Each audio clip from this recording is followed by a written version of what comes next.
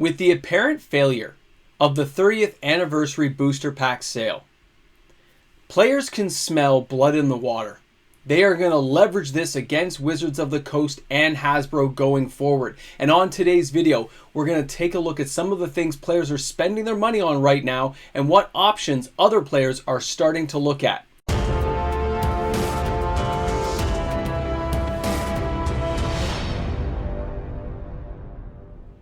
In this particular stare down contest, the players totally beat Hasbro and Wizards of the Coast. We voted with our wallets and it looks like we won.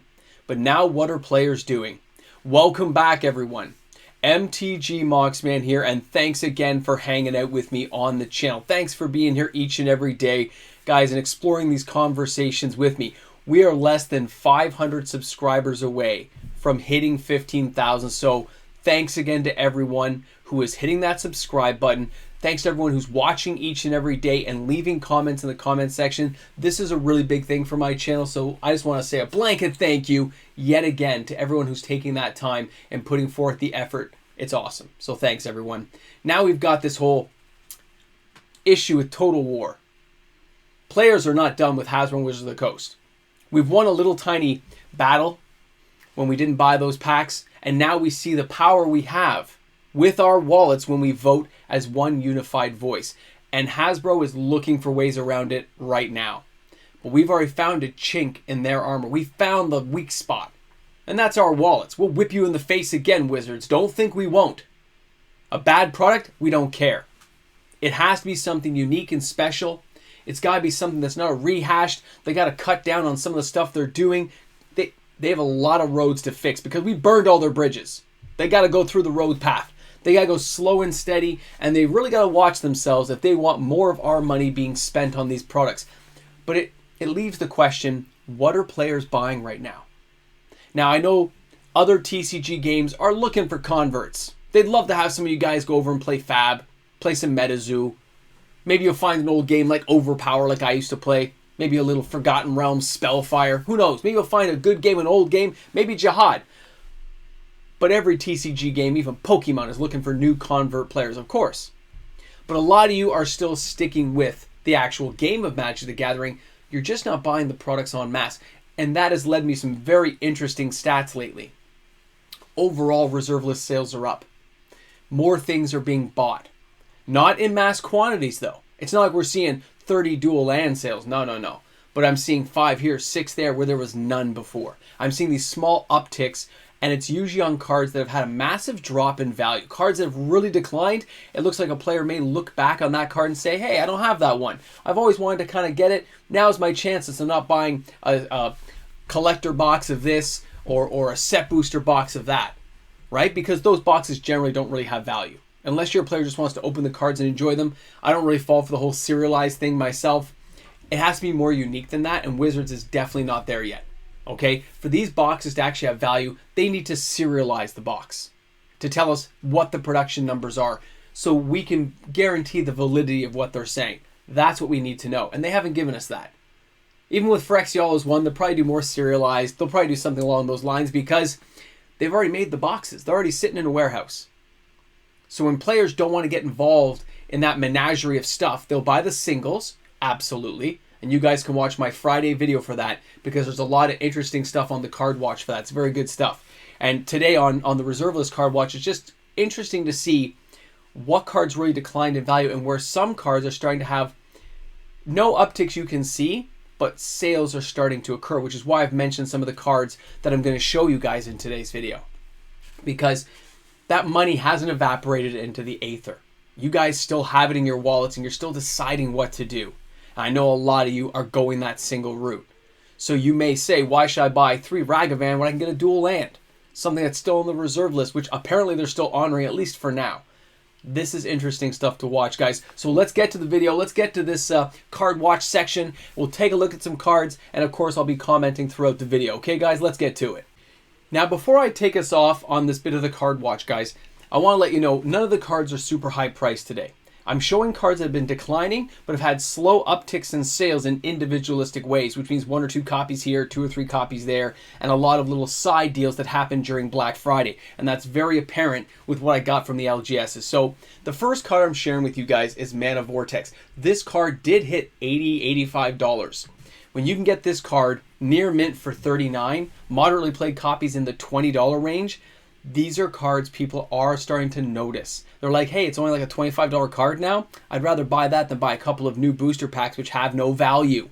And that's what we're starting to see.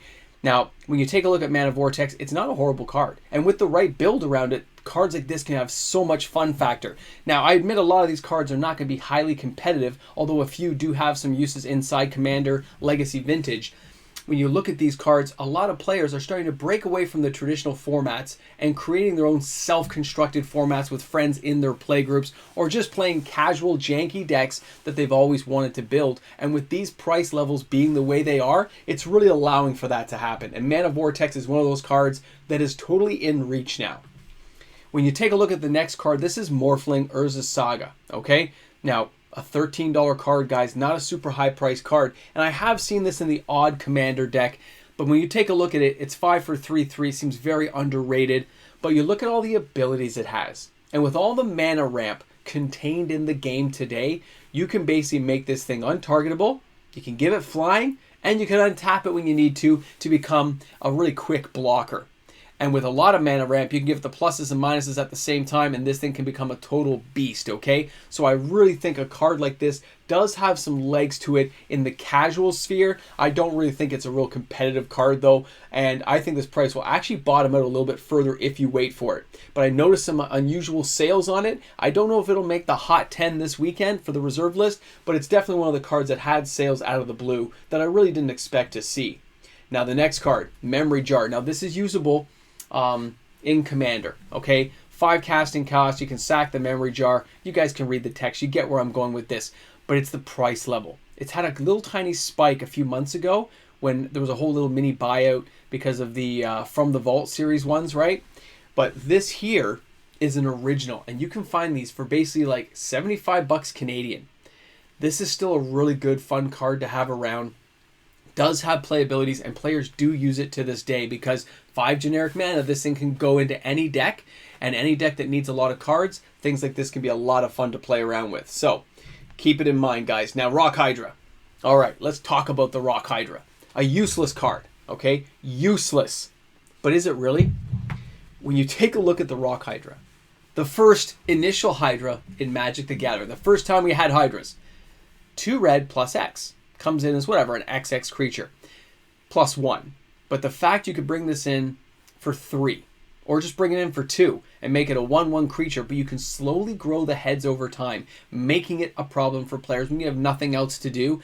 Even in a Commander game, people will underrate this card, not really think much of it because they can always target it and get rid of it, but there are ways of protecting it later on that can make this card a lot of fun. So I've always enjoyed playing with this. I have played with this before. And yes, I've had so many players mad at me that they have killed this card off as soon as they saw it in the second game. Because yes, I got to some playability factor when people already tapped out a lot of their cards. And it was a bit of a kicker to play around. But let's face it, at $5, guys, it's basically a worthless card. I would spend the $20 and go for an unlimited copy, okay? Or spend, the $90 and go for a beta. If you got that kind of money to go for it, yeah, you can go for the revised if you just want something fun to kick around. You definitely want to buy near mint. But at the same time, if you want an older school card, it is not expensive to get that unlimited copy into your house. And that's something to consider as well. Now, the next card, Jacques LeVert, okay? I remember playing with this card back in the day, and for good reason. He's continued to bottom out. This guy was up to $150 at his height, and he's been on a downward slide ever since. No small sales here or there can save this card. And don't forget, when we're looking at Legends, you can get it even cheaper when you go for an Italian copy, okay? So when you take a look at Jacques here, all green creatures you control gain +0/+2. That's kind of nice depending on the deck you're building. Great with elf decks, great with splash color decks. And honestly, even in soldier decks nowadays, that extra +2 for any green soldiers like Darius the King and stuff can be a lot of fun. You just got to look at that card and say, how can it be used and does it have any uses? Not to mention it's a reserve list old school card. I can see why people are starting to kind of pick up on this guy because he's super cheap to buy. Moderately played, 20, 25 bucks. Pretty inexpensive when you look at it. And guys, if you're shopping on TCG Player for any reason, please consider using my affiliate link found in the description of all my videos. If you click my TCG link, it'll take you right to the TCG Player. You can finish your shopping and the channel gets a small kickback just in time for the holidays so I can buy myself something small. I would appreciate it. Thanks again, guys, for considering my channel for that. All right, Aiden Oakenshield. Now, this guy's a bigger card, but still pretty inexpensive by today's standards. $180.76. The reason I want to mention it is there's no sales on it yet. This guy's actually gone a little bit under the radar, and he is not a bad card. Yes, he's a 1/2. Forget all that. Select one creature card from your graveyard and place it into your hand. So just like a Volroth Stronghold, if you've got a mixed color deck that has black, you can have Volroth Stronghold giving you back creatures. You can have cards like Aiden giving you back creatures. You can have Hell's Caretaker bringing back creatures. You can find ways to manipulate your graveyard to get these kind of guys back onto the battlefield. And Aiden Oakenshield was always used for that. But I think if he gets left alone, probably for another like 60, 70 days, going under the radar like this, he's going to drop all the way down to the 110 level. He's falling pretty quick, and anyone looking for liquidity really has to sack a lot at this point and bite the bullet if they really want to get the sales in there. Now, the next card, Spinal Villain. I've mentioned this guy a few times on the channel because he is 1 red, 2 other, and he's a 1/2 creature, but he can just simply tap to destroy a blue creature, okay? This isn't a Royal Assassin where it has to be attacking. If you can find a way to make this guy tap multiple times, you can just rip people apart, and he's so easy to cast. You don't even have to have 2 red. It's 1 red and 2 other. And this card, again, has just started totally plummeting down and bottoming out. He has had a couple of sales, though, so some people have started to notice this card. I'm not saying he's not going to fall further, because I think he will. I don't think anything can save him from going into the sub 40 level at this point, because anyone looking at reserve list cards are looking for the bigger fish right now. They're looking for the dual lands and stuff. So those cards are going to kind of see upticks anyway. I think we're definitely going to see a couple of them on the Hot 10 this week, because there was quite a few sales during Black Friday. Now, Livonia Salon. Okay, I have one of these, a near mint when I bought, and I got it for like 50 bucks. I was so proud of myself, because it has first strike, but it also has legendary land walk. And there are just so many legendary lands used in Commander games that this card has gone under the radar, and I have used it. And I remember attacking. The person goes, well, I'm going to block. You can't block. What do you mean I can't block? It has legendary land walk. You've got legendary land in play. And he just looked at me like, what? What's legendary land walk? And then he had to go look it up. It was hilarious, guys. I had a good time with it. It was just a couple of weekends ago with a green-red deck I was trying out. So it fit in perfectly. Summon that beautiful legend, torture people, under the radar, and you can get this card. It's still going to keep going down, by the way. I'd wait another 120 days, a little bit longer, but I think the people who own these cards aren't really liquidating them. So the price is a lot slower to fall. Those who own this card generally are just putting it in a binder to show it off. So it's not really moving anywhere. Now, okay, Tetsuo Umezawa. I'm sure I pronounced it horribly. I know. You guys can tease me all you want. 158 bucks. Hasn't fallen as much as other ones, just like Salon there. It's just not going that route. So when we take a look at this card, let's recognize that, again, it's 1 red, 2 black, 1 blue. Harder to use, okay? Destroy tapped creature or target blocking creature. Tetsuo, though, may not be the target of an enchant creature spell, so it's kind of semi-protected. But a card like this still is a usable card. It's 3 for a 3/3. Really not bad by even today's standards. And it has that secondary ability that can be a lot of fun. Okay, in a mixed color deck, throwing this kind of guy. I mean, this is the guy who defeated Nick Bolas the first time. Very cool stuff. And the price will drop, okay? You wait till after the new year. It's going to go a little bit more into a free fall, and it's something you guys can watch for. If it's a card you're after, you can go ahead and take a stab at that bad boy and see where this guy gets you. I know, a lot of fun. Now, the last card I want to share with everyone today is Psychic Allergy. Not a very expensive card. Only reached about the $40 level. Totally panned down after that. And that's because it doesn't get used very often. It's 2 blue, 3 other. You can see it's a fairly decent enchantment, though, when used properly and used a little bit later in the game. Because you really want to, like, have the islands you have to use to, like, sack it away, right? It's a fairly decent card when constructed properly into a deck. And again, it's one of those cards that most people don't expect.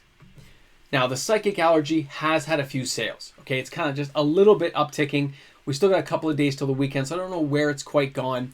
But it had a lot of sales on Black Friday, which I found surprising from some of the local LGSs. But they were moderately played copies to light played, and they were like half that price, so like $4 or $5. I think people were just tossing those kind of cards onto their orders to get free shipping. But at the same time, I can't be sure. So I'm mentioning it in the video today to let you guys know these are some of the cards moving. And this is one of the areas people are spending some of their money in if they're not buying sealed product of any type. If they're not buying some singles right now from newer sets, for standard stuff or for modern, then this is the stuff they've been buying. These kind of lower mid-tier reserve list cards. Not going for power. These aren't rich players, it looks like. It's players just taking a stab at a few of the lower end reserve list cards, but it's happening so often. And it's been really quiet lately that I don't think it's random. I think it's people just loving the game and taking advantage of lower prices to take a stab at some of these cards. So thanks again, guys, for being here at the end of the video. Thanks for hanging out with me today. I appreciate everyone each and every day, and I hope you have a fantastic day in the world of Magic. And of course, I'll see you guys tomorrow, and have an awesome day. Hey guys, a big shout out goes out to all the fantastic patrons on the channel. Thanks again, guys, and I will be updating the Patreon board in the next couple of days. We are rocking out for December.